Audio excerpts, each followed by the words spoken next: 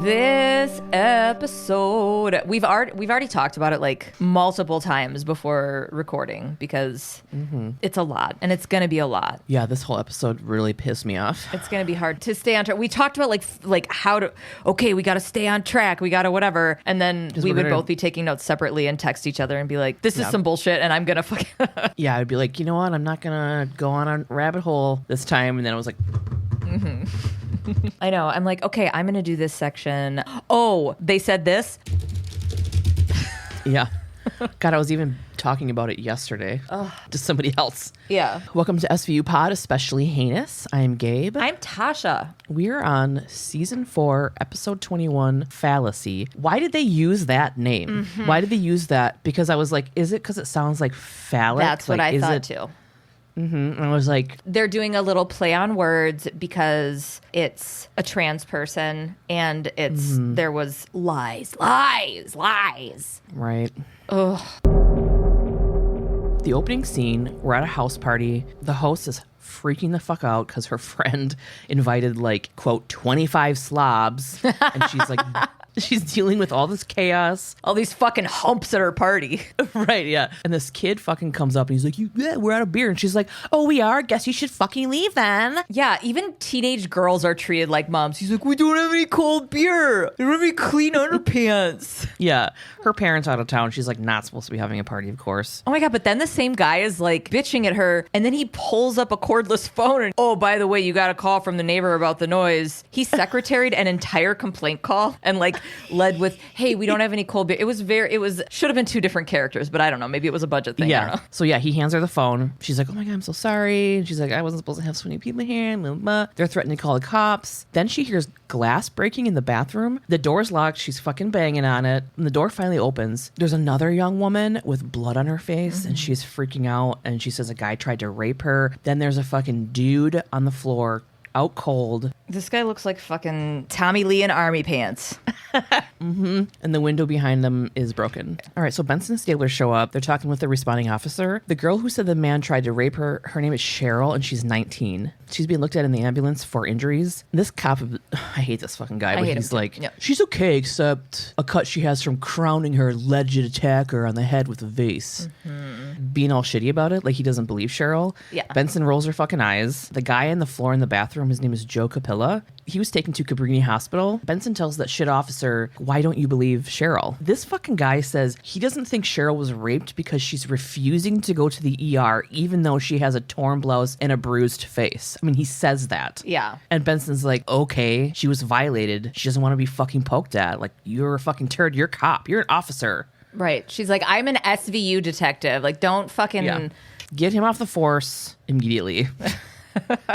Benson goes to the ambulance and she can't find her in there. But it's like, oh my God, she's not in there. Where's Cheryl? And this dopey first responder comes back. He's like lumbers back there. He's like, she was here a minute ago. Must have bailed. And Benny's like, son of a bitch. Even though IRL, this whole thing would be done right now. Like it would be over. It's like, damn it, she's gone. Well, on to the next horrible crime. We are in New York after all. Toots and the CSU sergeant lady are in the bathroom. She's going over the details of the struggle. She points out shoe marks from the dude's sneakers and then these sliding heel marks where you can see he was shoving Cheryl. Cheryl knocked him in the head with a vase and then the dude fucking whacked his head on the tub on the way down. Benson sent a cop car to check Cheryl's house. They can't find her. The fucking address she gave them is fake. And Toots is like, well, this was a party. Someone had to invite her. And I immediately was like, I disagree. But yeah, 100%. Okay, good. I was like, is that college town shit? Like I've been a young person walking down the street and been like, hey, there's a party in there. We should go. And then you just like make all these new friends and shit. Yeah, yeah. Also, the host of the party at first glance looks like that TikToker who does the drunk girl at the bar shtick. You know, she also does the nerd at high school with the unibrow that hangs out with her mom a bunch. She looked like that one actress, but I can't remember like the young. Maybe it was her. I don't know. I mean, she's really a very booked and busy actor. IRL. She was Allison in Grace and Frankie. That was like a really big role for her recently. Also, she'll be back to SVU in 2011, and she was on Suits. Happy belated 80th birthday to my mother-in-law, who calls our podcast Just Not For Her. Does she? Yeah. So Benson and Stabler speak with the host of the party. She only wanted to invite 5 people for beer and pizza. Joe and Cheryl weren't even on the list of the people she invited. She doesn't even know them. But her friend Ricky, she like looks over at her. She invited them. So when they go over to talk to Ricky, there's this girl. She's like an extra and clueless. She was wearing a cold shoulder satin top with a red lip and a beret. And she was like comforting her, but then she stood up like a bot and walked away. So yeah, Ricky's the girl in the beginning that she was bitching at for inviting everybody. Ricky says she met Joe at a club and thought he was cute and invited him. But he fucking showed up at the party high with his brother Eddie and Cheryl, Eddie's girlfriend. Their brothers were fighting. The only thing that Ricky knows about Eddie and Joe is that they live with their mom. Stabler gets a fucking phone call. Joe died at the hospital, which I wasn't expecting. I don't know. Well, I don't know what I was expecting at this point because I always go in without rereading the recap of it or the, what is it called? The Cliff's Notes, the fucking little blurb of it that you always give the week before. I always forget after you say it. Whenever you talk, I just dump it. I dump it immediately. But Stabler gets... Sorry. Every time? Every single time. I don't even know your name. I remember every time we record because you're like, I'm Gabe, and I'm like, oh, that's right. It's actually Kevin. A self-loathing Kevin. When Stabler hangs up the phone, Ricky she's vulnerable, she's rattled. He goes, that was a hospital. She looks up at Stabs and goes, is Cheryl gonna be okay? And Stabler, forgetting all of his dad training, goes, nah, Joe's dead. Okay. You fucking dick.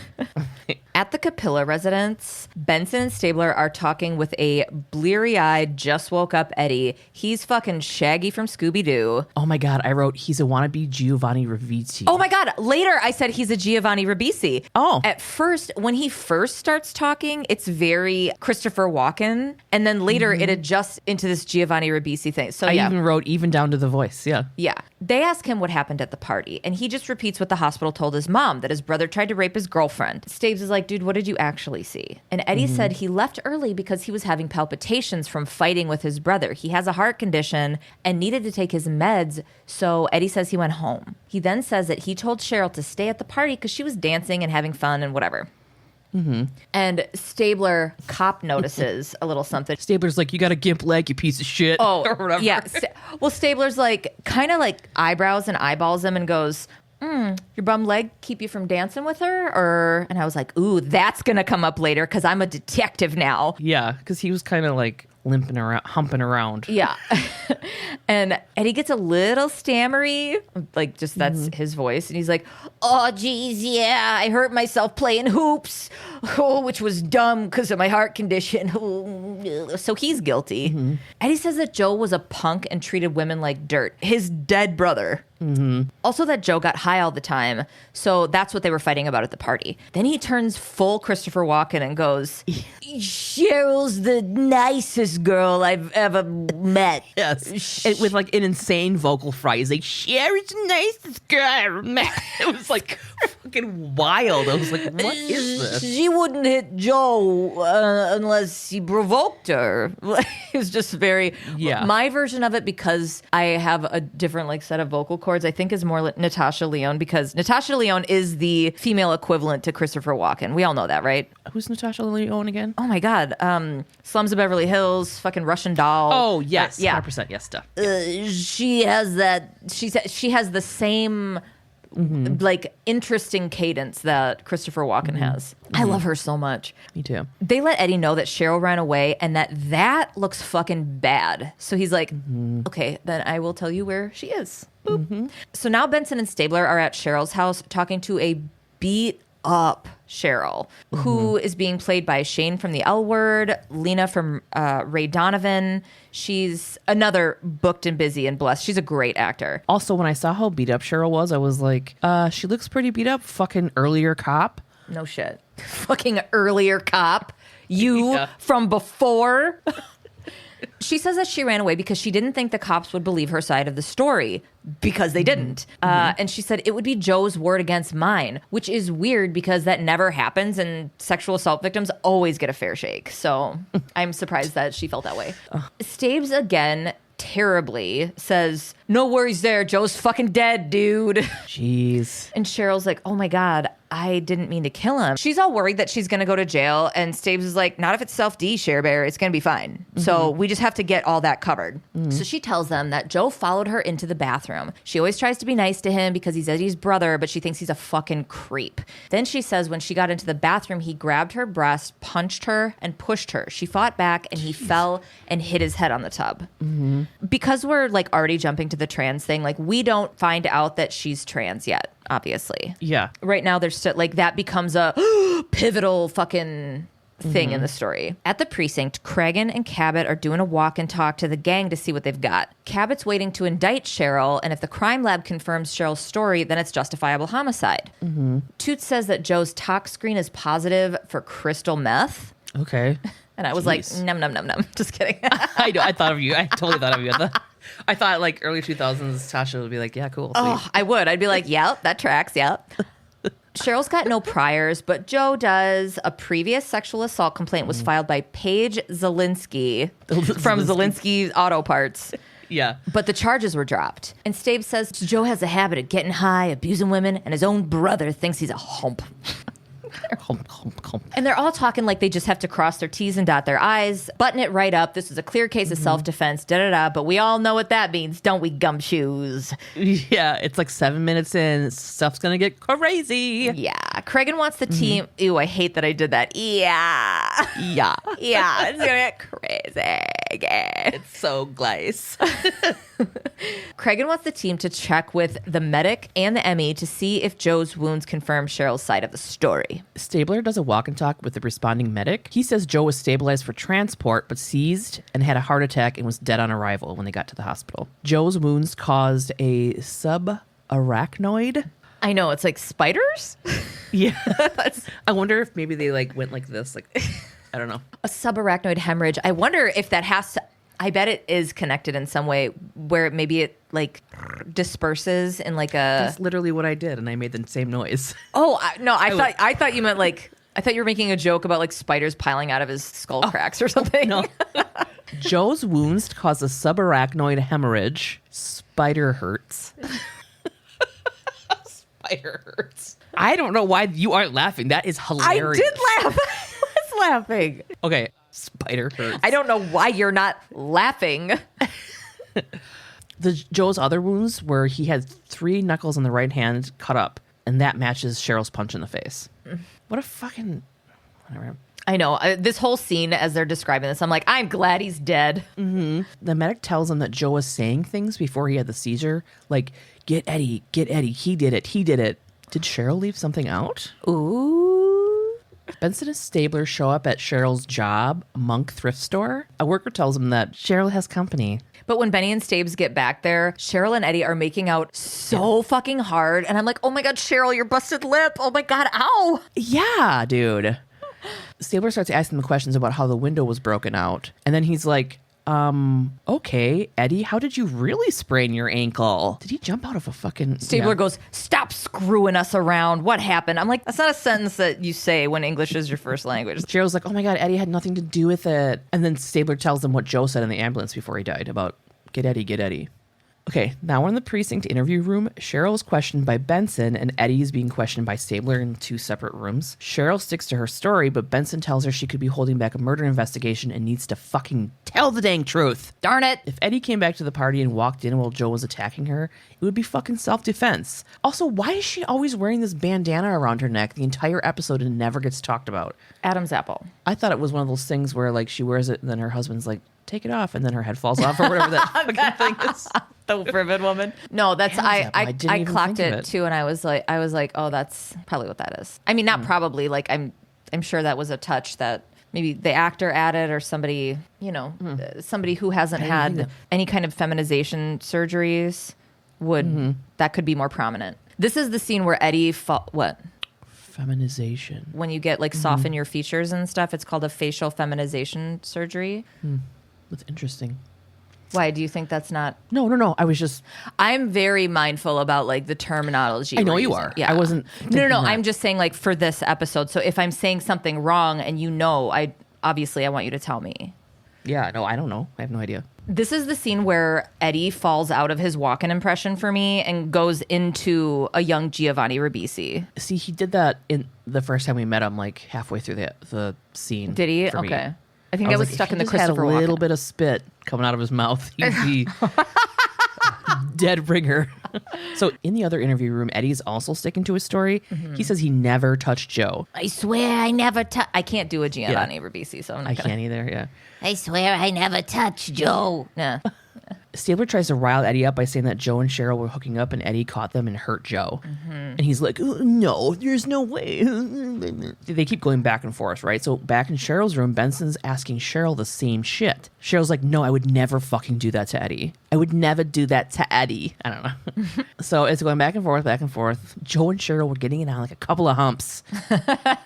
Humping around like a couple of humps. Stabler tells him to be a man, etc., that whole fucking thing. Eddie can't fucking stand it anymore and fucking screams, okay! Eddie starts talking. So Eddie was in the bathroom. They fought earlier because Joe was harassing some of the women at the party and fucking Eddie left. Stabler's like, yeah, you fucking told me that. He was like, I don't give a shit. Right. What are you telling me? We did that already. We did it. Yeah, your fucking pills, your stupid heart. Whatever. Eddie says he went back because he felt bad for leaving Cheryl there and found Cheryl and Joe in the bathroom. Joe was already on the ground when he came in. Cheryl told him that Joe tried to rape her, and then Eddie jumped out of the window because Cheryl said people would blame him because they were fighting earlier. Cheryl was trying to protect Eddie. Yeah. On the other side of the glass in Cragen's Cabbage Patch, because he's a precious little bald doll. Imagine it, Tasha. Imagine his little head. Haven't we already been in his Cabbage Patch? Have we? We have. Because remember we my talked God. about the little string on their butts? Yes. I did one just in case you missed it. I don't want to step on your toes, but on the other side of the glass in Cragen's mobile dog grooming van, Cragen is brushing Cabot, who's now being played by one of those long-haired Regal Westminster dog show Afghan hounds. Yes. Very, yes. Okay. Yeah, you got it. Okay. I'm a little like, Maybe we should Wow. have a little list of what's behind the glass because there's starting to be a lot back there. yeah. Maybe you just really wanted to revisit the Cabbage Patch, and that's fine. I thought that it felt weird. Cabot's there, getting pet, getting groomed. Getting her anal glands expressed. Ew. Gross. Cabot doesn't know who to believe. Cragen thinks that Cheryl made up the rape to cover for Eddie killing Joe in the fight. Dozens of people of people saw them fighting at the party. I love how his go-to as an SVU captain is to be like, well, she probably made it up. So, I mean, that Right. says a lot. Yeah. So Cragen's going over everything. He thinks that Eddie killed Joe in the bathroom, and then Cheryl comes into the bathroom, tells Eddie to go out of the window, and she'll tell people Joe was trying to rape her. If they're co-conspirators, Cabot can't use anything that they said unless they have co-corroborators. But Cragen says they canvassed the whole party and no one saw anything. Cabot wants to see whose story the physical evidence supports. I mean, yeah, like that's the next step, you know. But also, You ever copped before? you ever copped before?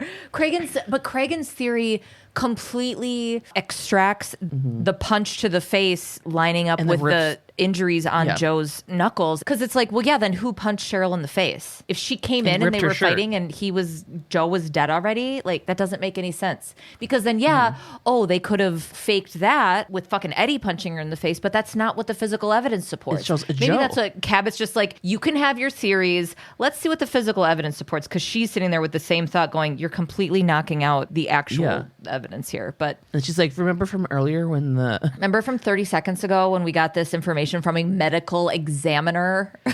Right. Yeah, but the rape's probably a lie. And yeah, so in the crime lab, Benson and Stabler are going over the findings with hot former bomb squad, current crime lab guy. He tells them that the fingerprints from all of the parties were present in the bathroom. I can't imagine how many fingerprints were in that party bathroom. Joe's blood was found on his clothing, but the blood on Cheryl's shirt is not Joe's. It belongs to another dude, but not Eddie. I read this. Oh my God, it just took me back to to like 8th grade story problems. Like if Jenny has 9 apples and she gives Jason, who's taller than her, 4 apples. Like, so Staves is like shit that like makes me break a ruler. Oh my God, I loved that. So I was such a fucking nerd for story. I'm like, I'm going to make a graph and I'm going to, and then I got put in algebra because my teacher's like, you're really smart at math. I'm like, no, I just get the word math, and put me in algebra. And then I failed for the rest of it had nothing to do with drugs. Anyway, so Stabler's like, fucking great.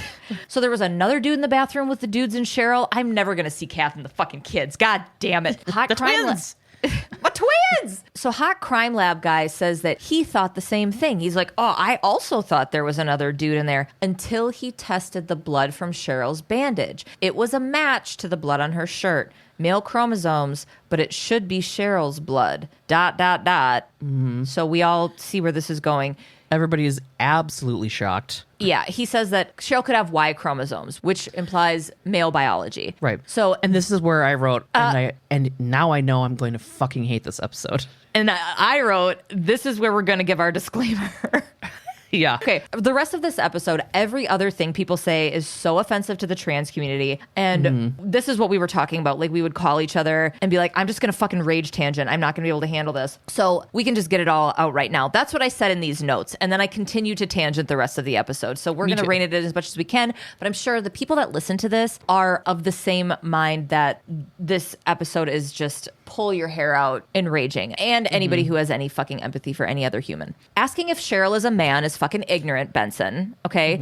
Calling someone a tranny has been deemed offensive. And at the time, it wasn't based on what we both anger Googled. But it is. So I was looking into this, and you found the same thing too, but I just wanted to, because it was so interesting to me. Yeah, no, please. I Googled when the term became like not cool, because, you know, language changes. And so there was like some confusion in the early 2000s because they were trying co-opt? No, what's the word for that? They were trying to reclaim the word. They were trying to reappropriate the word, like how queer was bad when we were kids, and not it's like totally reappropriated. Right. So it didn't take. Okay. Yeah. So there was like a little while where shows and stuff were like still doing it or whatever. And I think like 2011, I think I read that Lance Bass, was that from Backstreet Boys or NSYNC, one of those guys? NSYNC, I believe. NSYNC. I don't know. I'm not versed enough in. Yeah. NSYNC. Lance Bass used it, and then people were like, "Fuck you," and he was like, "Oh my God, I didn't know." Was it on Drag Race? Is that what you were saying? He used it on an episode. He heard it. He said he heard it on Drag Race, and I was like, "Well, that's not for you." But like, he didn't know, and like made an apology or whatever. And then by 2017, it was just like universally like, "Nope." Right. You know, I know the women that threw the brick at Stonehenge. Oh my God, what was her name? Stonewall, honey. Stonewall. Stonehenge. Jesus. Who was that? What was her name? Marsha Johnson, duh. Marsha P. Johnson was her. Yeah, they referred to themselves as trannies because it was like, okay then. You know, it was like their word then. So it was just very interesting. Yeah. And also when speaking of yourself, I guess that's, anyway. You can use whatever words you want, yeah. Just to wrap this up, dead naming someone is abusive, outing someone is abusive, not using someone's appropriate pronouns is abusive. And we're going to try to keep it reined in, but we're not gonna. So I know. Here we go.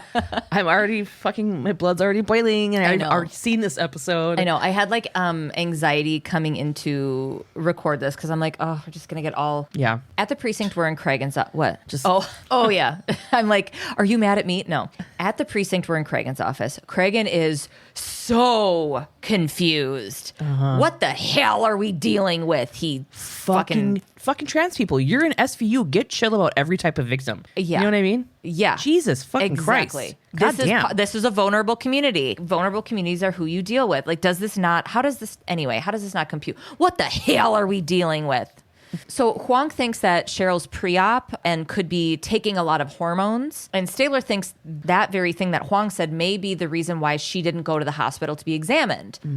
Benson comments on Cheryl's ability to pass, which is also like, Jesus, not moving the case forward at all. Why even comment on that? Yeah. I mean, when Stabler said the whole thing about the hospital, I was like, I'm just happy he didn't say he, she, because he's always saying that. We'll strap in. And he used her correct pronouns. And then like immediately later, I was like, okay, never mind. Okay.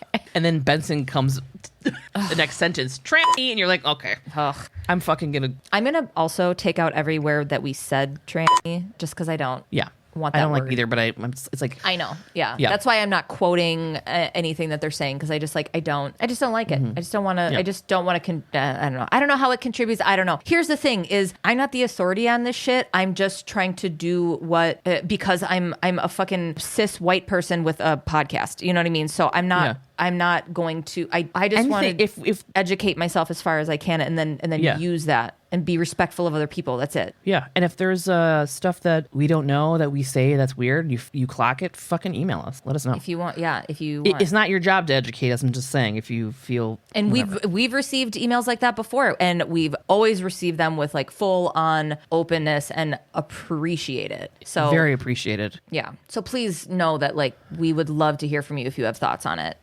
So then Cragen this whole conversation's infuriating, right? Cragen's trying to make Cheryl out to be a sex worker because he can't process a trans person living any other life, leaning into the kink of it, or as opposed to it being someone's true identity and living on authentic life. Right. And there's but also nothing wrong with being a fucking sex worker too. Correct. But like the whole stereotype. pigeonholing. Yeah. Yeah. It's pigeonholing her into, it's like, well, this must have been what she was doing because like that's, anyway, Kwong actually uses the information that they received to move the meeting forward. He thinks things got violent when Joe discovered Cheryl was trans, and Cragen guesses it may be that Joe threatened to tell Eddie and Cheryl hurt him. Staves is like, dude, he's got to know by now. They've been dating a couple of months and I got Kath pregnant from across the room at 16. But like, of course they Yeah. whatever. The assumption now is that they were in on it together to try to cover shit up.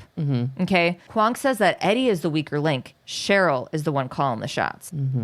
Now Stabler has Eddie in an interrogation room. After some roundabout between the two of them, Stabler's like, oh, bud, you didn't tell us about Cheryl. And Eddie doesn't understand. And Stabler makes a big speech about what you do in your private life is your business. Okay, this is one of many ways they're behaving as if Cheryl is not a person.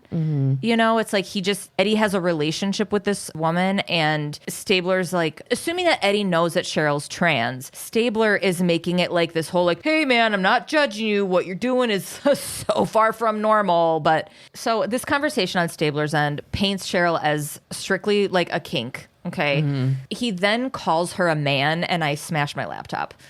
Eddie doesn't believe Stabler and thinks it's a sick joke. But that's me screaming. But Stabler confirms it by telling him they did a blood test. I just hate how he approaches it. And Stabler doesn't even know that he's like doing it. Right. He's like, I'm being real gentle here. He's like, this is I'm sorry you have to find out this way, dude. And he was like, oh, I've seen her boobs. I know. Stabler's like, female hormones, they can do that. Like, Right. So Eddie's like, oh my God, we weren't having sex because Cheryl told me that she wanted to wait. And Eddie's acting like he's gonna barf. And I hate it. I know. He's like, And he I goes held her, I kissed her. I'm like, yeah, okay. Like, I don't know? feel like, yeah, it's just, I don't know how in the early 2000s viewers were supposed to, what they were anticipating viewers to respond with. But like, if it was empathy for this guy, I mean, this is the fucking Ace Ventura of it all, isn't it? Right. Fuck you. So Eddie's like, I gotta see Cheryl. And he bops out. And Which, hold on, I was like, I'm sorry, you can just leave the room? right. I was like, Well, Stabler chases him down. Stabler's following him. And so he goes into her interview room and she's like, Eddie. And he grabs her and assaults her by grabbing her genitals and calling her a freak. And these serve and protect motherfuckers just sit back and watch and let him do it. Cheryl, sorry, I'm like, and let him do it. yeah. Sorry. So Cheryl, of course, crumbles into a corner crying. You know, so Stabler drags Eddie out and Cheryl's crying and she asks why they would do that. Benson said that Eddie would have eventually found out. Like, what are you doing? It's not your fucking, okay. But yeah. go No. And Cheryl says something so heartbreaking. And she goes, I thought if I could make him love me enough, he would understand. ahead. No, I was like, oh, honey. It's just, I mean, I cannot imagine having that on your shoulders. Yeah. You know, I hold her 0% accountable for lying. Yeah. Tell me I'm wrong. I see that's something where go ahead, send me an email. Tell me I'm wrong. I don't give a shit because society has put her in a position where she has to do that for her own fucking safety. Throughout this whole episode where they're like, you know, he walked out so she wasn't under attack anymore. Like, there's different types of being in danger and attack. And like, one is having somebody with this information that could get you killed. Right. You know what I this mean? yeah. Like, yeah. This Jesus. gives me, I'm already getting a headache. I know, I have like chills right now. Okay. Okay. Benson gets Cheryl to sit and continues with the interview. And Cheryl tells the truth. She says that Joe knew her secret because he walked in on her using the bathroom. So that's why she hit Joe with the vase. She never meant to kill him. She just didn't want him to talk. Meanwhile, I was like, Stabler goes to the bathroom to check on Eddie, and they have another insane bullshit conversation with major homophobic overtones where Eddie's like, oh my God, doesn't say it, but says like, oh my God, what if I'm really gay deep down? And it's like, ugh. And Stabler's comforting him with, you were in love with a woman. That's what you knew. Fuck you guys. Fuck Cheryl you is guys. a fucking woman. She is a woman. Like, Refer to the disclaimer. Refer to the disclaimer. Disclaimer. Yeah. And then Eddie faints. Oh, his heart condition. That's what I thought immediately. Was like, oh, he's got a heart condition. Stabler yells for help. Kwong and Cragen run in. No. It wasn't Cragen. It was some fucking random guy in a blue shirt. Oh, I thought it was Cragen. Yeah, it was just some dude. Cragen does come in later, but Oh, okay. It was some guy in a blue shirt that was like, what's going on? What? What's going on? Kwong and this dude were just hanging out by the coffee maker, and Huang's like, Jesus Christ, can I have a goddamn cup of coffee? Am I allowed to talk to anybody else that isn't fucking Stabler and Toots?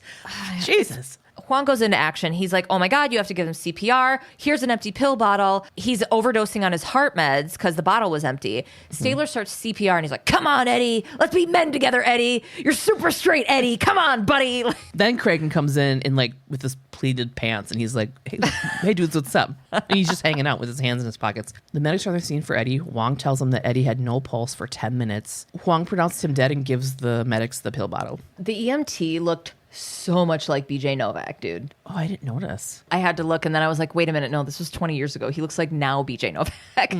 The medic says he'll give him the autopsy results, but looks a lot like suicide. Internal Affairs hot dude shows up. Remember the IAB guy? Oh my God, yeah. Yeah. I commented on his looks too. I must have been in a gay state of mind. Go ahead, I'll tell you. Gabe's state of mind, the New York state. Oh, jeez. He shows up and he says that Eddie would be considered, quote, death in custody, regardless of if it was a suicide, because he was in the precinct and shit, and like they were interviewing. Cragen's like, Jesus, y'all are like sharks smelling blood in the water. Yeah. IAB, is it Tucker, I think? Yeah. IAB Tucker tells Stabler that, well, you left a lethal dose of pharmaceuticals in Eddie's possession. So, and Staves, this is where I note his looks, because I said, Staves isn't having any of this guy's silver fox sexy shit, and says, talk to me through my delegate. Oh, yeah, that's right. Wong tells IAB that the dude needs the pills because they're for his heart. They can't take them away from him. And then IAB is like, yeah, well, none of you guys fucking kept a good enough watch. Cragen reminds Tucker that they don't have fucking jurisdiction over a Dr. Wong because he's motherfucking FBI. Okay? IAB is going to investigate and will fucking narc out Wong's involvement to the FBI for review. Like, fuck you guys. But also, we, like, need IAB to keep cops clean. But also, like, I really do like how Cragen is sticking up for Huang, too. In the arraignment, hotshot lawyer Marty Berger. I'm just thinking of like future things that I went off on about his name. Oh, okay. So Cheryl's lawyer, Marty Berger, is a face that everyone knows. Actor Michael Lerner. He's been in everything since 1963. I remember him as Mr. Fulton, the head of the publishing company in the movie Elf. Okay? And his name's Morty, actually. Morton Berger. So, in this, he's Morton Berger, and he comes back in 2006. Morty. Okay. So everyone walks in, and they're like, oh my God, it's fucking Berger. Oh my God. He's such a good lawyer. Even Cabot was like, holy shit. Yeah. So Cheryl's being charged with 1 count of murder in the 2nd degree. She's pleading not guilty. This judge is like, you wouldn't have even shown up if it wasn't about publicity. He's got a reputation. He's famous, you know? So she sets the bail at $200K. Everyone's like, oh, this guy is all about the press. The entire time, everybody's sitting there like, holy shit. Cabot's sitting there with her mouth open the whole time. A hummingbird comes up and just like, doot, doot, doot, out of the bottom of her tongue. It was insane She always that keeps they did sugar that. water on her bottom of her tongue. Outside the courtroom, the press is interviewing Cheryl's lawyer, Berger. They ask him if he's going to be He has using mayonnaise slathered all over his hair. It's a little bit later where I start going into like fucking cheeseburger talk.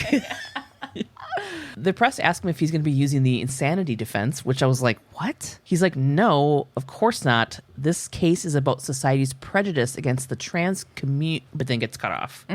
Cabot walks by and the press flocks her. First of all, Berger's absolutely right. You know, Correct. I had trouble with this guy, though. I mean, Unamazing. yeah. Cabot refuses to speak to the media, swarming her. She says the DA office will try this case in the courtroom, not in the press. They're all pissed and leave. And then there's this voiceover. It's so stupid because then it's like, oh, come on, Miss Cabot. Give us a break. Oh, just help us out here. Yeah. Where's my all fries? Muppets. They're like all Jim Henson Muppets. I feel like that's what they would say. Oh, come on. And they all like wiggle their arms over their heads and run away. Fuck it up. Yeah. Berger asks Cabot why she's not into taking her 15 minutes of fame. And she's like, ugh. And we're supposed to be like, ugh. Berger says that his firm paid Cheryl's bail. Cabot accuses him of making Cheryl a poster child and says he's probably doing it pro bono. And he's like, yeah, duh. This case could set a precedent. Cabot says that the judge will never suppress Cheryl's confession. And Berger's like, good. He's going to use her confession to support the case that she acted out of self-defense in fear of possible violence or death when others were told she was trans.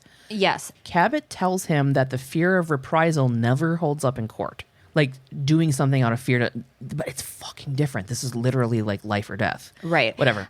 I know they're presenting Berger to appear a certain way. Like we're supposed to be like, ooh, he's like sleazy Johnny Cochran style, whatever, lawyer. Not to say that Johnny Cochran's sleazy, just that he like really likes the press and whatever and that kind of thing. But at least he's fucking advocating for her. Like he's the only one that's speaking. That's why I have the And then Berger says, come on, we both know what people do when they find out the truth about the transgendered. They kill them. Okay? Chills. Yeah. I write fucking fact, period. Yeah. 2003 facts that are still facts 20 years later. I am worked up. I am worked up. Yeah. Period. Oh, my fucking diamond nips. Spacebar. Return. Next scene. In the precinct, Cabot, Benson, and Stabler are doing a walk and talk. Stabler thinks that it's an excuse that Cheryl isn't culpable for Joe's death because Cheryl's trans. Cabot thinks that Berger's argument may work for them because people do usually act poorly towards trans individuals, which includes the jury. She thinks that the jury will have a negative opinion of Cheryl being trans. Stabler goes off about how Cheryl may get witnesses saying Cheryl grew up brutalized, etc. Benson clocks that bullshit and calls out Stabler because it sounds like he has a problem with Cheryl. Right. And Stabler's like, my problem is, oh my God. My problem is this, quote, he, she, and her lies are the reason we got 2 dead bodies on our hands. Yeah. And I'm the one that's all jammed up? Okay. Disclaimer. Yeah, disclaimer. I just all caps, fuck you, Stabler. Yeah. Like I love precious IRL Christopher Maloney. Like everything about him, I don't connect this with him. I can't. These are characters. I'm not yeah. You're like, yeah, you shouldn't. That would be weird if you did. If you met him and you were like, Stabler. Cabot kind of steps in between them, and she's like, I want fucking background on Cheryl, like now. Go on, get. But Benson says that all they know about Cheryl is she changed her name from Charles when she was 18, and her parents still live in the city. That's kind of a lot. What do you mean? We don't know anything. Like, right. That's a you lot go of talk to information, her? actually. I mean, she literally asked for your background. You know where her parents are. Cabot wants Benson to go talk to Cheryl's parents, and Benson is completely convinced that Cheryl isn't violent. And Cabot's like, fucking prove that. So at the Avery residence, Cheryl's dad is telling Benny that Cheryl stole her mom's menopause hormones and began growing breasts at age 16, and they threw her out. The whole time... He's using male pronouns. He's dead naming her, and he's using male pronouns. And I'm going to tell you why I don't give a pass to parents that can't get with the program in cases like these, right?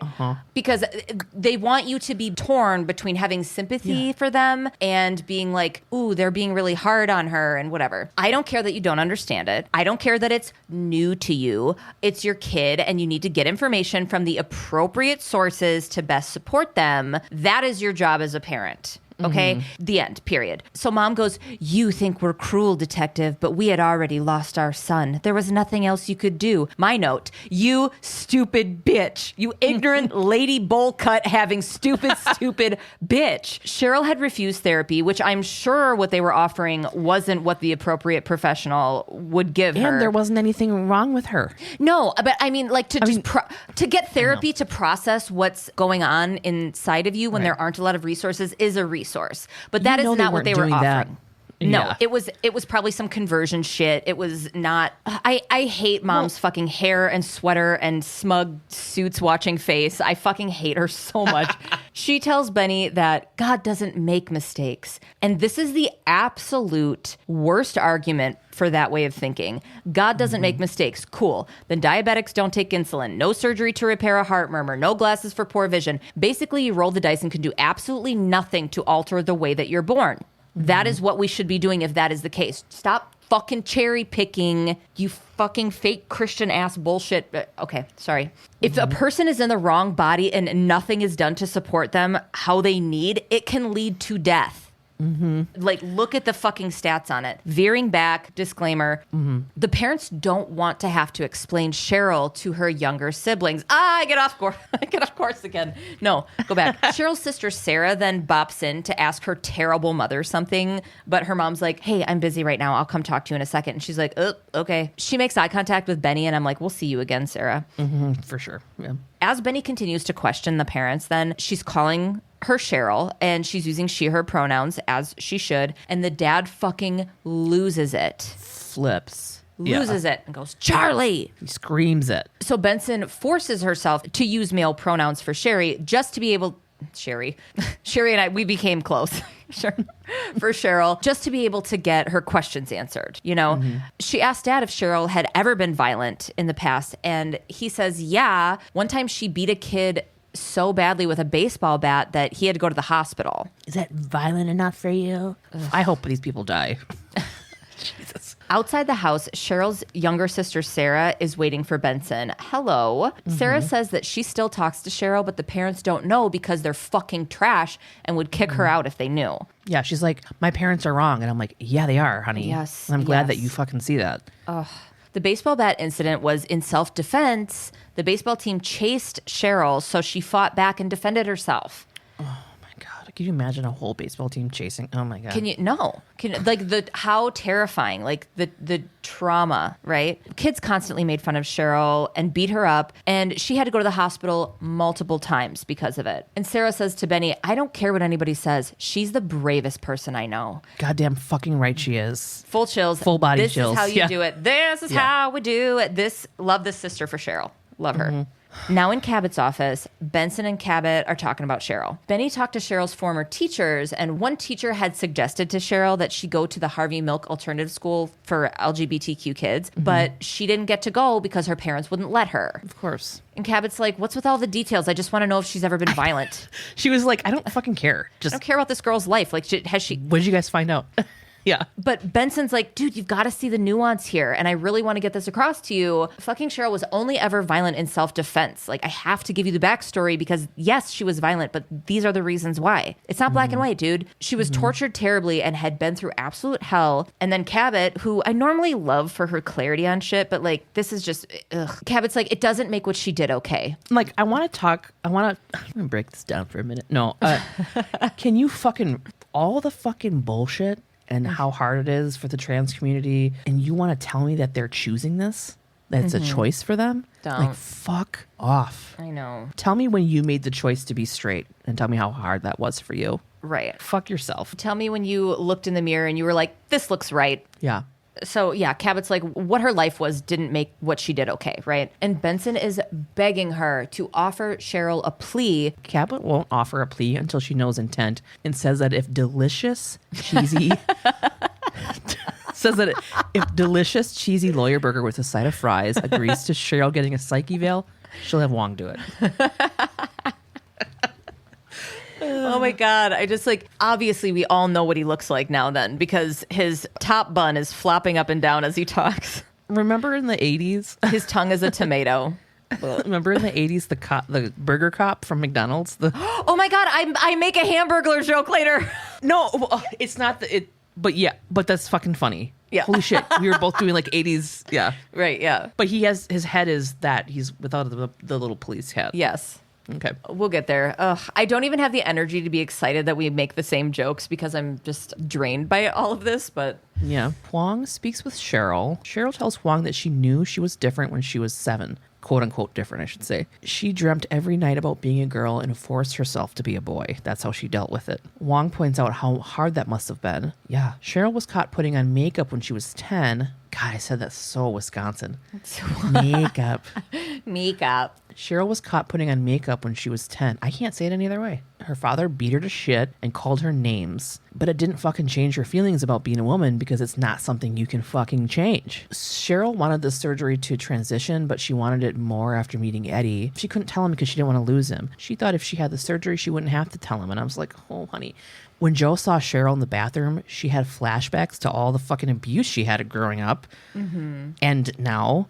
and reacted. Right. Huang and Cabot do a walk and talk. Huang explains to Cabot that Cheryl's instances of violence were in response to the actions of other people and always in self-defense. Even though Joe was leaving the bathroom, the threat wasn't over for Cheryl. Yeah. What would the drunken kids at the party do to her? Huang does not think that Cheryl intended to kill Joe, and he's kind of like passionate about it. Cabot is frustrated, but says that if Huang is convinced Cheryl didn't mean to kill Joe, she'll drop the charges against Cheryl to man one. I'm like, God. In fucking Berger's office. In Berger's little cardboard container that flips open and you can use the other side to put ketchup for your fries. Berger tells Cabot that he told Cheryl about Cabot's offer, but she wants to go to trial. Cabot's like, she does or you do? You know, because she's like, you're all about fucking publicity. And he says that he became a lawyer to change society's conceptions about what, quote, normal is. Bullshit, whatever.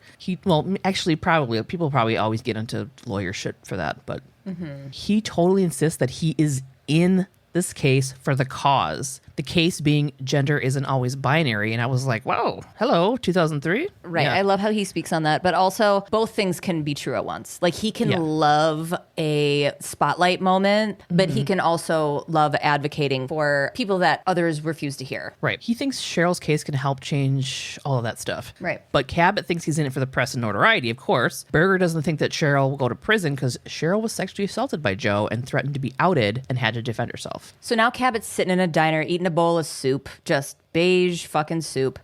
Cheryl walks in to meet her, and she is... It's not soup. It's fucking chicken broth. It's hot ham water. Ew. Hot dog water, dude. Gross.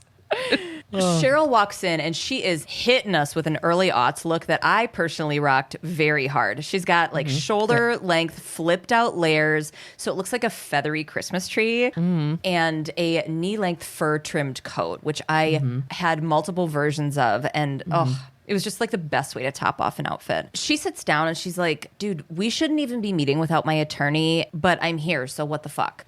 Cabot tells Cheryl that she's concerned about how Berger is handling her case. Cabot doesn't think Cheryl's going to get acquitted. She says that she thinks the jury will have trouble separating, quote, the facts of the case from who you are. Making the whole system fucking flawed. That is the first thing they need to do, is separate the facts of the case from who you are. And that's why having 12 fucking idiots to... Okay. Disclaimer. Cheryl's like, dude, you're the prosecutor. Why do you care? It's curious kitty curiosity.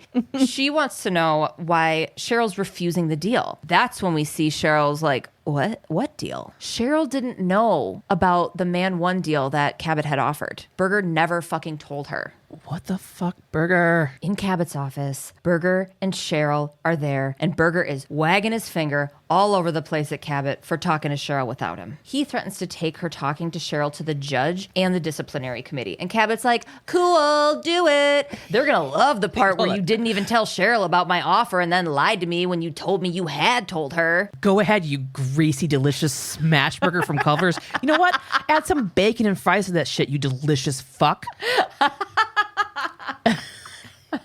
Berger and Cabot try to convince Cheryl to take each of their sides separately. So If Cheryl takes the deal, she could possibly go to prison for only 5 years. Or she can go to trial and has the potential of either getting off or getting 15 to life, which is riskier. I mean, that's why people take fucking deals, right? Yeah. You can tell that Cheryl doesn't fully trust Berger now because he could have been sitting out for 24 hours and have salmonella. So she takes Cabot's deal. Yeah, Cabot also says, like, he's trying to make you a fucking martyr for the cause, dude. And as soon as Cheryl's like, I'm going to take the deal, I'm like, fuck, I know exactly where this is going. And I was correct. Yeah, but she takes the deal, and then Cabot does the nod gif from the, like, 70s Woodman. She's like, yes.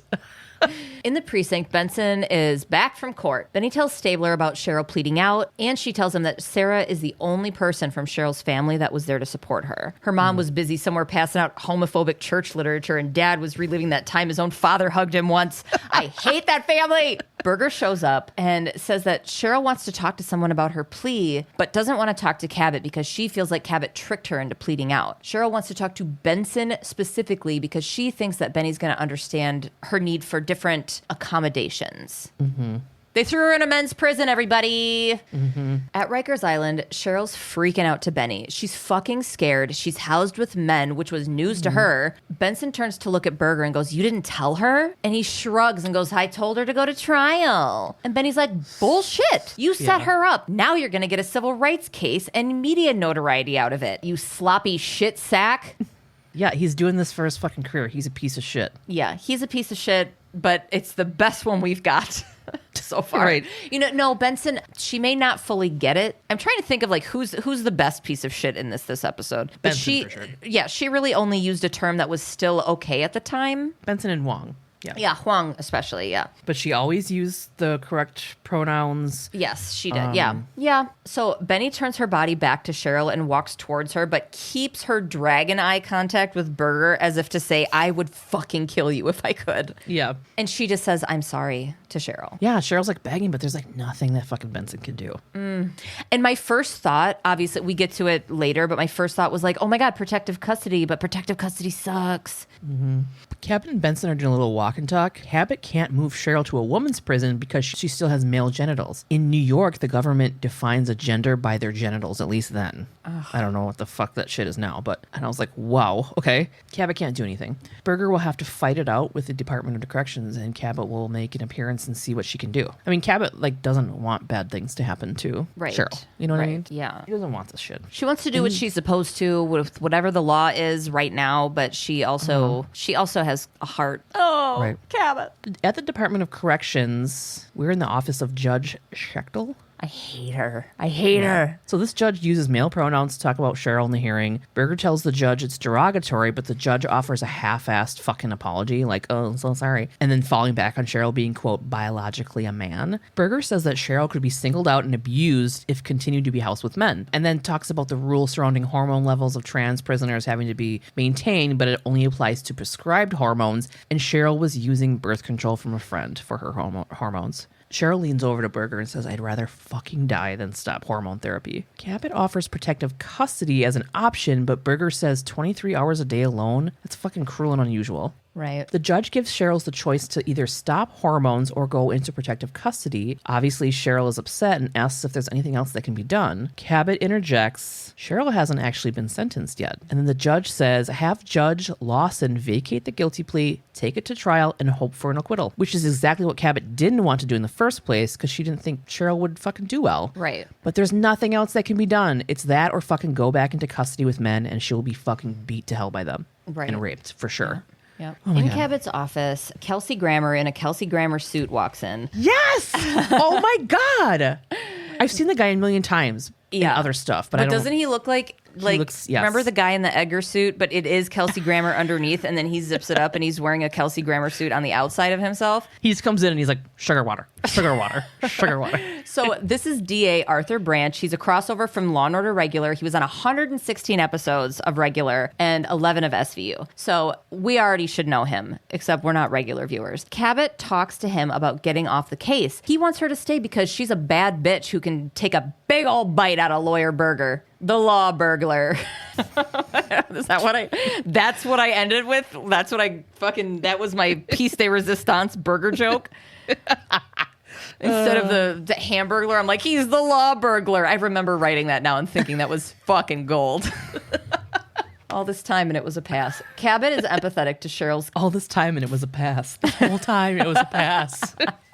Just like every relationship. So Cabot's empathetic to Cheryl's fucked up situation and admits that it bothers her more than it probably should, that the jury would most likely convict Cheryl differently than if she had been born in a female body. Mm-hmm. And the DA's like, dude, she killed a guy. What do you care? Mm-hmm. Because her being trans is going to get looked at more than the actual facts. And Cabot fucking gives a shit about the facts. But he thinks that Cabot needs to ask herself who would treat Cheryl with more fairness, Cabot or someone else who would put Cheryl's gender on trial. But that's exactly what's going to happen either way. That is what happens. Next scene. In the trial, there's a psychologist on the stand, and he's explaining gender dysphoria in trans women and brain structure and function. And Berger's arguing that Cheryl's brain is physiologically female. So Cabot gets up and asks if the picture in the exhibit is actually Cheryl's brain. And the expert's like, no, it can't be. It's an example because the part of the brain that gets examined for this can only be examined post-mortem. The camera cuts to Benson, who is not happy with Cabot's line of questioning. Mm-hmm. She's getting into the territory of like, this is easy for her. Like she can discredit this immediately. Cabot's argument is that they didn't use Cheryl's brain for this, so they can't prove that Cheryl's brain is similar to the one used in the examples that the psychologist used. The guy can't say either way. Also, why are we trying to prove the validity of her gender identity? The facts of this case are that she was traumatized from years of abuse because of how she presented. It has nothing to do with anything, right? Mm-hmm. Immediately, the gender is on trial. Yeah. We just said that. The guy, it's like, what the like, they're just bringing this up to get the jury to be sympathetic to Cheryl because these fucking boomers in the early aughts sitting in the jury can't decide whether they should look at her like a person or not. Yeah, and it's like, let's say the brain isn't that, like, doesn't have that thing. Mm. The experiences that Cheryl had are still the same. Are real. Those are the real facts. Those are the things that happened. Her going to the hospital, getting stitches, her like whatever the case is, like it's even if she was quote faking being trans or whatever the fuck they think, like you know what I mean? It's like, what are you fucking? I do need to note that Gabe's air quotes almost knocked her out of the chair. Yeah. It's just like, what is the point of this? I get the point. What I just said is they're like, hey, you guys need to understand this a little bit because you're all fucking bigots probably and can't see past the fact that she's trans and have some sort of fucked up bias about it. Now Cheryl's on the stand. Berger asks her to tell about the first time she was assaulted for what she wore, for how she presented, right? Mm-hmm. She describes an awful assault on her when she was 12 by 3 boys in the bathroom at school. Cheryl explains that she had been assaulted many times in her life to the point where she was worried that someone was going to kill her. And she had that fear in the bathroom with Joe. Cabot gets up to cross-examine Cheryl, and she questions her about the party, why she was afraid, etc. She asks her about her relationship with Eddie and how Cheryl lied to him. She tells Cheryl, quote, you told the detectives that you were afraid if Eddie found out you were trans, he'd leave you. Cabot says that was your real motive for killing Joe, not because you were afraid for your life, just your relationship. Cheryl says that she wasn't thinking ahead. She just hit him because she was scared he would tell Eddie, but then she immediately caves and admits that she had to stop Joe from telling Eddie. The fucking line of questioning too by Cabot, like Cabot's like, why didn't you sleep with Eddie? It's like none of your fucking business. Oh my God. Right. You know, she's like, you deceived him. Eddie killed himself after that. And I was like, oh my God. Well, Cheryl yells like, I blame myself. I'm like, what? No. Of course she does. Of course she blames herself because everybody tells her it's her fault that she has to lie to stay alive. Ugh. Anyway. Yeah. So Cheryl's found guilty of murder in the 2nd degree. Mm-hmm. They're dragging her away and she is just begging and asking for help. Benson is not happy. She's like, don't send me to that place. She knows what's waiting for her there. Mm-hmm. Now we're in Cabot's office. Benson walks in and asks her to get a half a beer. Cabot declines but says thank you like no one has ever asked her to hang out in her entire life. She's like, thank you. But I can't. Yeah. Then she asks Benson if she pushed Cheryl too hard because she feels bad. But Benson's like, you did your job, you know? Benson gets a fucking phone call. She's like, oh my God, I have to go to Bellevue and I think you should come with. We go to the hospital. Benson goes to the nurse's station. Benson was called regarding a rape victim. The nurse replies, they're taking him up to surgery now. Cheryl is shown on a gurney, unconscious, beat to absolute fucking shit, neck in a brace and an oxygen tube. The nurse tells Cabot that Cheryl was gang raped at Rikers. Cabot looks shaken and Benson just fucking stands there like, yep. Yeah. Toyota. Toyota. Are you going to blame yourself for this, Cabot? If Cheryl was supposed to blame herself for what happened to Eddie, you put Cheryl in this situation, didn't you? I would normally argue no, but with that logic, right? Oh my God, that took us for fucking ever to record. I don't know how much of it I'm gonna cut out because we just go off and off and off. Yeah. All right, let's do this. If you've seen the movie Boys Don't Cry, you already know what story I'm gonna tell you. Brandon Teena was assigned female at birth with a name that he moved on from when he began living his authentic self. I will not be dead naming him here. That's easily accessible on the internet, but it's not for me to do. I will also only be using he, him pronouns. Okay. 13-year-old Joanne Brandon was living in a low-income trailer park when she had her daughter, Tammy. 3 years later, at 16, married and pregnant again, her husband died in a car accident. On December 12th, 1972, in Lincoln, Nebraska, she gave birth to a baby who would eventually go by Brandon Teena. His mom struggled to support Brandon and his sister, living off disability, and both kids were molested for years by a male family member, their uncle, as children. When Tammy told their grandma about the abuse, she didn't act on the information that she was given at all, completely ignored it. Of course, Brandon's whole childhood, he was referred to as a tomboy. In his high school years, he began outwardly identifying as male. He was an athletic, handsome, outgoing class clown. He was always described as being outgoing. Some would describe him as the all-American type, that kind of dude. Yeah. His mom, Joanne, however, was not supportive of Brandon's truth. She refused to use appropriate pronouns or call him anything other than his dead name and referred to him as her daughter. This continued, like articles I read from not long ago. My heart breaks for a mom who's lost a child, but toward the end of his senior year, Brandon took a big turn for the worse, struggling with depression. He missed a lot of school, dropped to failing levels in his classes, and was finally expelled just before the end of the year. Like so many unsupported trans youth, Brandon made an attempt on his life. Following this attempt, he entered the Lancaster County Crisis Center to stay for a few days and be evaluated by a psychiatrist. The psychiatrist, by early 90s standards, diagnosed him with a personality disorder and having a gender identity crisis. Okay. Brandon was sent for counseling to David Bolivac, the director of the Gay and Lesbian Resource Center at the University of Nebraska, to treat his, quote, gender identity crisis. Needless to say, he did not attend for long. And then at 18, Brandon tried to join the Army but failed the written exam. By 1993, there were multiple warrants out for Brandon's arrest from a prior forgery conviction. He was supposed to be serving 18 months of probation, but he skipped out on court dates and probation counseling sessions. He'd been getting in trouble for a little while, and the big one was forgery, like kiting checks, fucking stealing credit cards, shit like that. Yeah. So he was like, I gotta get out of here. Brandon took off for Falls City, Nebraska, and settled nearby in a town called Humboldt, miles from home, where he felt like he could start a life from scratch and be known only as Brandon, a cisgendered 21-year-old man. Like, that's all he ever wanted. Right. He made friends quickly and was taken in by Lisa Lambert. She lived in a rural area in a little farmhouse with her infant son, Tanner. Other friends he made included John Lauder and Marvin Thomas Neeson, two other guys with petty criminal records. His charm and personality got him into a romantic relationship with 19-year-old Lana Tisdale pretty quickly as well. Like, he had a lot of intense relationships. It wasn't surprising that he got a girlfriend right away. So Brandon's old ways of getting money came back. He started forging checks again and was arrested on December 19th, 1993.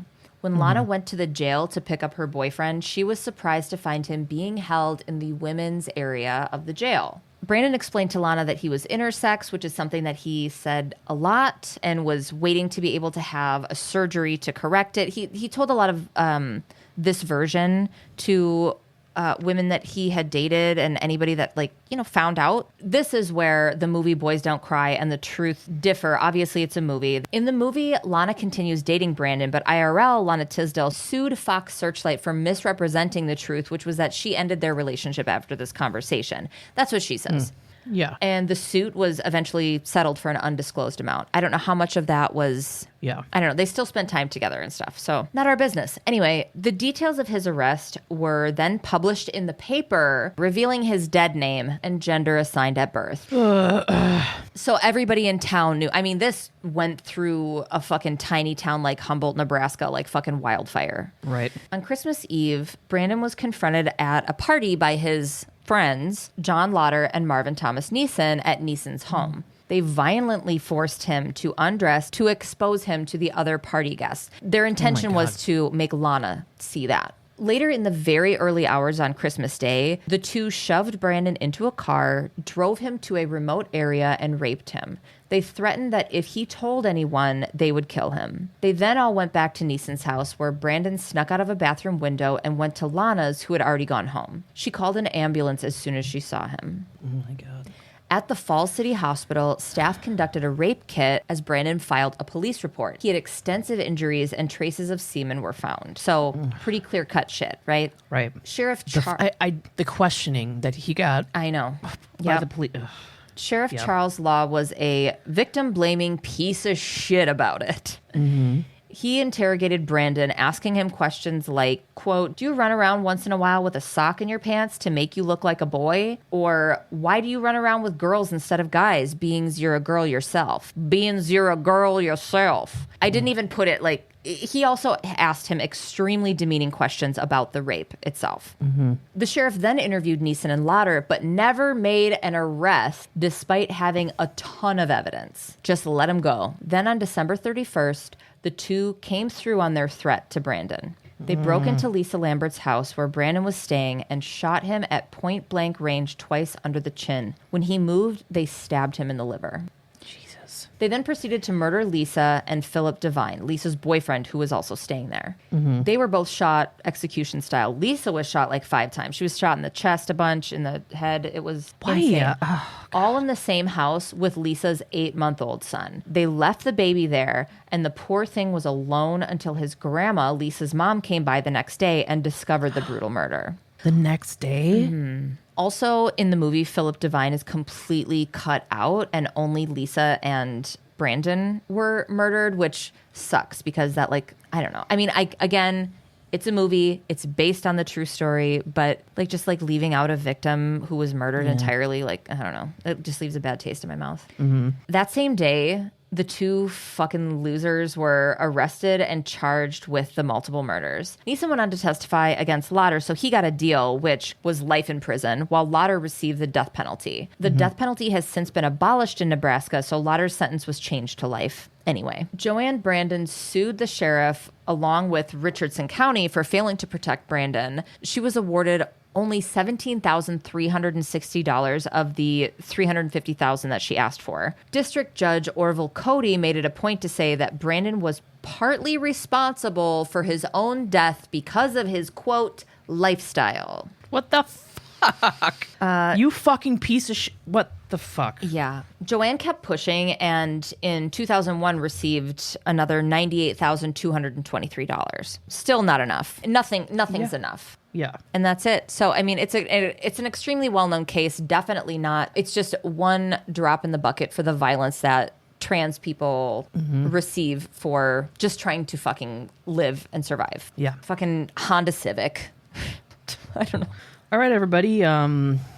Thanks for listening. That's a lot. Okay. Next week, we have season 4, episode 22, Futility.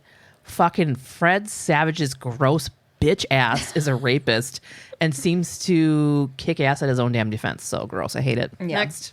The worst. You can rate and review us. You can email us at svupod@gmail.com or send us some stuff if you want. Our P.O. Box is P.O. Box 176, DeForest, Wisconsin, 53532. Check out our Instagram at SVUPod and join the fucking Facebook group. SVUPod Elite Squad is my favorite thing ever. SVUPod Elite Squad. Hashtag little bit loud for indie pods.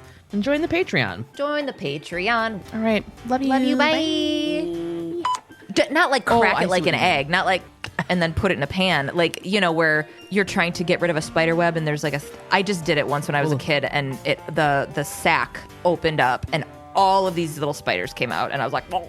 And then I put them in your bed last night. Twins. No, that's a different. Nope, that gives a different. You know what's so gross about that whole like twins thing? Because it's like incest. They're sisters. They're sisters. You want to fuck both of them at the same time? Do you want to process that a little further? And they want to fuck you at the same time? Gross. Bro. What happened to them? Whatever it is makes them fuck good, I'm sure. Ew. Fucking gross. Pass. Okay, go ahead. Like, who's this Jeremy spoken. I don't think I could even do Jeremy spoke. Okay. Jeremy. Class today. Oh my God, what a song. I know. Okay. Sorry. Cabot, Benson, and Stabler are doing Okay. That was so off key. That was so Yeah. It was. okay. Stabler thinks Okay, sorry, I can't. Stop. Stabler thinks. Oh my God. wait. Start over. Okay. Okay. Cabot, Benson, Stabler. You're addicted to it. You're gonna do it again. It's gonna be hard. I'm now. not. I'm really gonna hold it back because I don't want to have to edit all this shit. Okay. Yeah. Hi. Gabe. Okay. Gabe. Hi. Okay, get out of here. Love you. And to our Elite Squad patrons, Hayley K, Sonia W, Skye K, Marisa M, Elke H, Annie G, Mary D, Andrew, Rebekah D, Miranda B, Shelby W, Lex, Emily T, Kayla W, Mallory G, Bonita R, Marin, Marin, Vanessa, Amy P, Jess M, Summer M, Melanie G, Courtney W, Ursula S, Emily A, Kate H, Uyanga, Nicole R, Julia P, Sapphire, Kayla, Allison B, Catherine M, Kate P, Jessica S, Nicole M, Acacia V, Danielle W, Kelsey D, Jana M, Joshua H, Tammy J, Bear, Crystal, Lucy M, Trisha S, Sam D, Laura D, Laura I, Sarah, Emily A, Angela D, Mac Attack, Pew Pew Pew, Pew Pew, Casey W, Abby W, Alexis J, Lauren T, Cassandra S, and Kayla B. Thanks so much, you guys. Thanks, guys. Thank you so much. You're the best.